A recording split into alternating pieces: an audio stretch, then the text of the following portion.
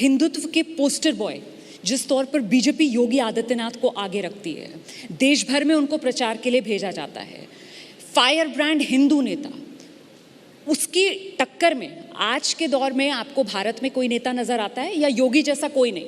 मुझे लगता है ये कैंपेनिंग की बात ही होती है। अगर आप देखिए तो हर एक को पता है कि सबकी क्या क्या असलियत है और पक्ष किस जगह क्या करते रहता है। जिस जिस राज्यों में जो जो ज़रूरत है वैसे ही चुन के आते हैं। अगर कोई दूसरा आदमी या दूसरा पक्ष किसी दूसरे राज्य में जीत के आए तो वो क्या हिंदू नहीं है? अगर वो हिंदू धर्म से हो तो, या फिर कोई अन्य धर्म का हो तो उसकी क्या गलती है? मुझे लगता है यही बात है कि ये लोकतंत्र है। और अगर आइडिया ऑफ इंडिया देखिए तो हमारे हर एक राज्य में अलग अलग आइडियोलॉजीज़ बनते आई है, सोशो इकोनॉमिक थियरीज आती रही है। जैसे हम महाराष्ट्र कोऑपरेटिव साइड पे ज़्यादा है, गुजरात एंटरप्रेन्योर साइड पे ज़्यादा है, शायद ही कोई और राज्य हो वो थोड़ा लेफ्ट विंग ज़्यादा हो।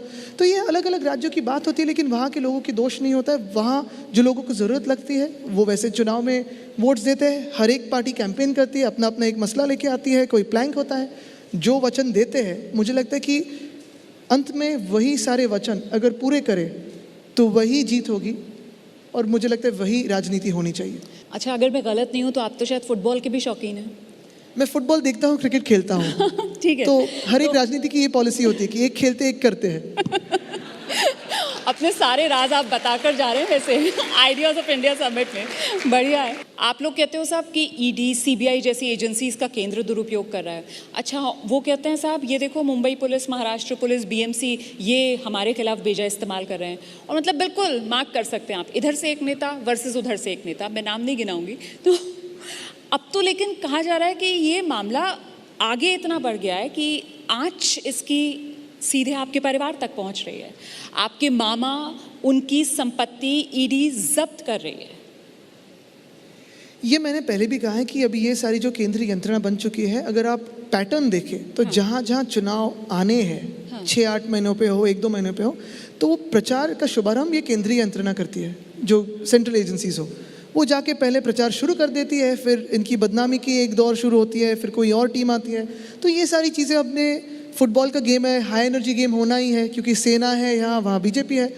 तो ठीक है, अभी जैसे हाफ टाइम होगा फिर देखा जाएगा आगे कैसे होता है। लेकिन एक बात ज़रूरी है यहाँ कि एक कहीं ना कहीं रूल ऑफ लॉ होना ज़रूरी है। आज ये भी सोचना ज़रूरी है कि ये जो हम कर रहे हैं, केंद्रीय एजेंसीज हो या जो भी आप देखिए, तो जैसे एक बदनामी की राजनीति हो या फिर किसी को टारगेट करने की राजनीति हो, विंडिक्टिव पॉलिटिक्स जिसे हम कहते हैं, ये शायद ही पहले महाराष्ट्र में, मुझे नहीं लगता कभी पहले हुई है।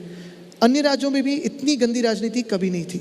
हमें ये सोचना है कि अगर आगे जाके हमें राजनीति को आगे लेके जाना है, आइडिया ऑफ इंडिया को सोचना है, किसी युवा को इस राजनीति में आना है, तो विपक्ष हो या फिर सत्ता का पक्ष हो, किसी भी पार्टी में जाना है तो वो किस मुकाम पे और क्या सोच के जाएगा कि मुझे क्या करना है। मुझे बदनामी के लिए राजनीति में जाना है या बदनाम होने के लिए जाना है या लोगों की सेवा करने के लिए जाना है। ठीक है, यहाँ हमारी सत्ता है, वहाँ वो केंद्र में उनकी पूरी मेजॉरिटी की सत्ता है।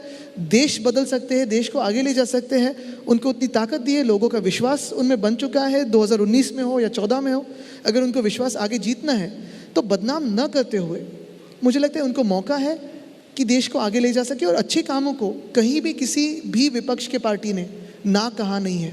पॉलिटिकल वॉर्स अलग होते हैं, और पॉलिटिकल वॉर्स हमने तो देखे, बचपन से देखे, मेरे दादाजी के देखे, मैंने मेरे पिताजी के देखे।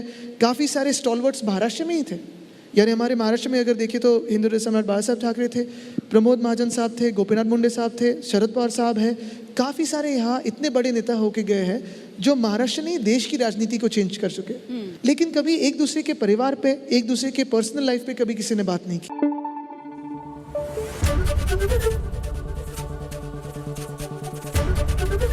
एबीपी न्यूज आपको रखे आगे।